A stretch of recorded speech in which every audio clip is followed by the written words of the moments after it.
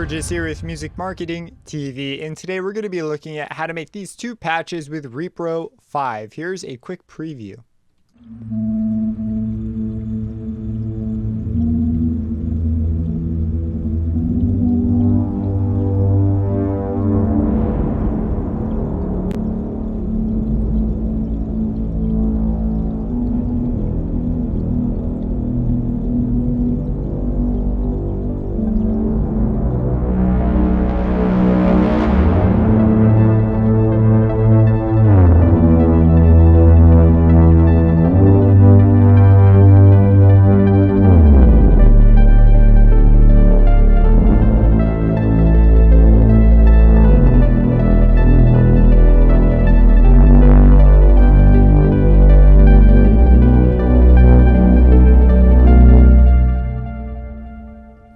Alright, so this sound is just so dang good. It glides in between notes. It's just everything's just right on point with the timing and all those sorts of things. So let me go ahead and show you. So the bass sound is, as I said, a preset. It's specifically the 100 Foghorns preset.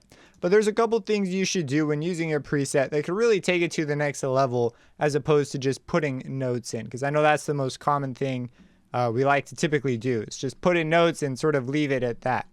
The first thing is what notes you put in obviously is going to matter. I wanted to pick notes that would really emphasize the character of the sound. So I start out high and then I have this giant drop right here. I'm going to go ahead and just push this up here.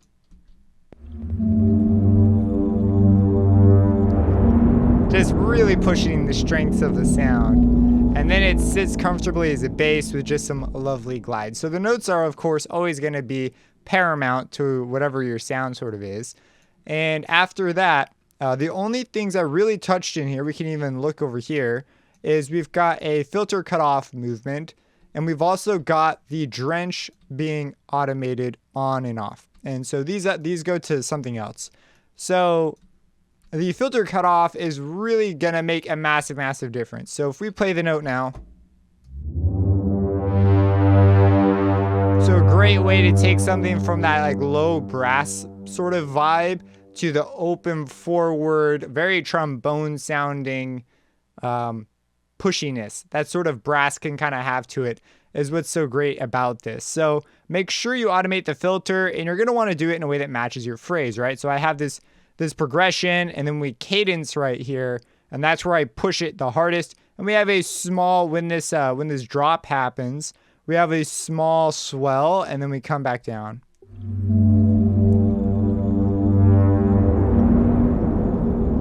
And then we're back to dark, and then we open back up over here.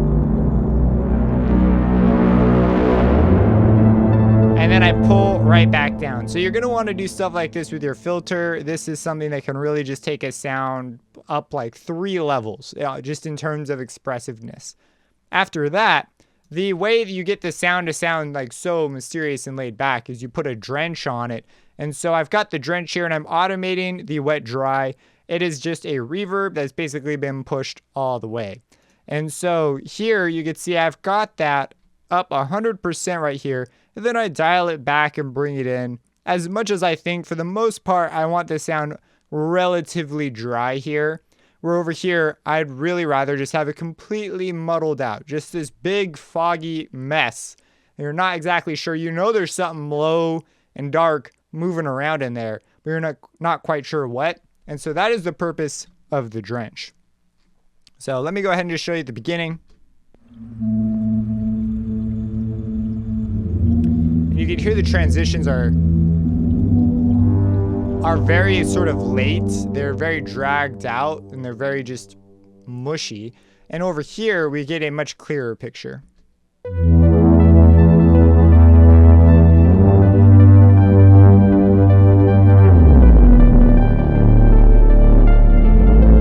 And so that's also part of what gives this emerging feeling, which can be great if you're going for something very cinematic or epic.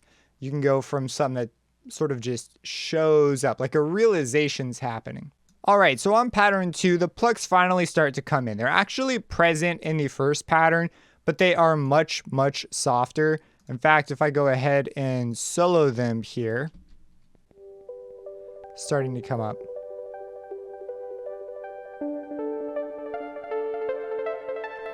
And the reason for that is, again, I've got a little bit of automation. So the first thing is we're doing the modulation on oscillator B. And so if we come over here to the voice mod, oscillator B is being pushed up and I'm modulating the filter. So this gives it a much brighter sound. So you can hear them very sine wavy.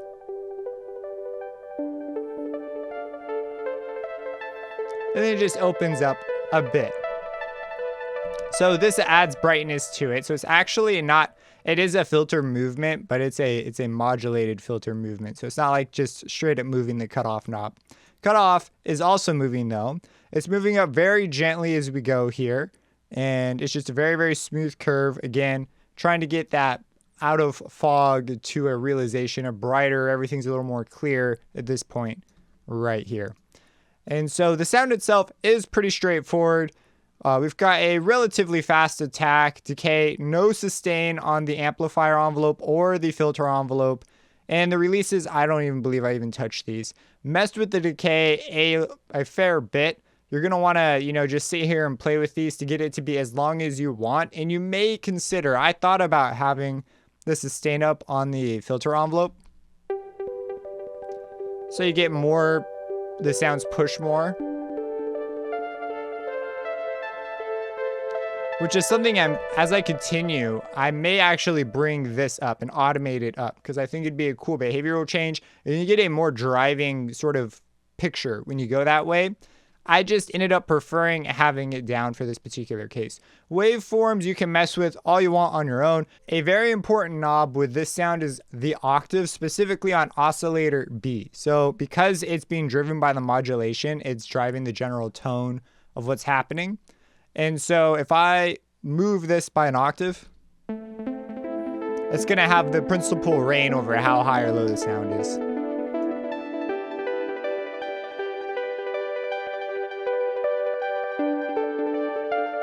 So once you have that all set up, all that's left is the effects. I didn't touch the tweaks page, so there's nothing to adjust there. So in the effects, I've got everything on but the sonic conditioner. We've got some gain adjustment. I messed a great deal with the Lyrebird, and there's actually quite a bit in here. You can see there was the remnants of some automation. So you can get this cool effect where you get this this pitch movement,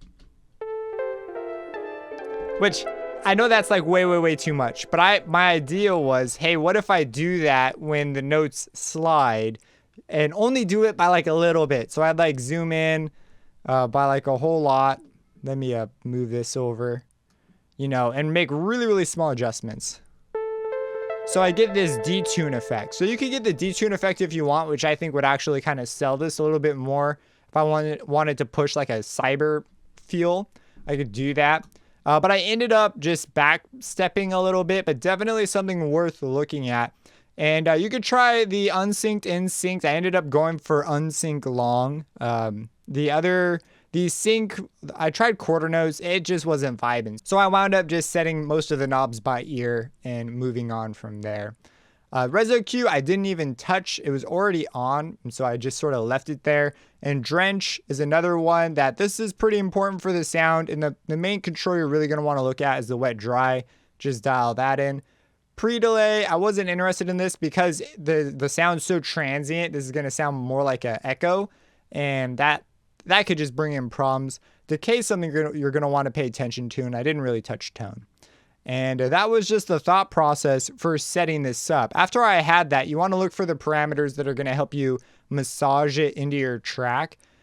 Things that would be interesting to automate. And so again, I experimented with the Lyrebird, didn't stick with it, but I gave it a fair shot. Went with the filter movement, and we also did that modulation, which was a big one. Anything that can introduce a kind of timbral change in a way that sounds really natural is really going to help a track just ebb and flow. And what's great is there's like only a few sounds here. There's some like additional effect sounds, like sample-based stuff, but everything else is just those two sounds, and it creates such a big atmosphere. And that's part of the benefit of using less sounds, is you can afford to make the sounds just way bigger. But that is the setup. If you have any questions about this, feel free to let me know. Subscribe and hit that bell icon for future videos. And have a blessed day.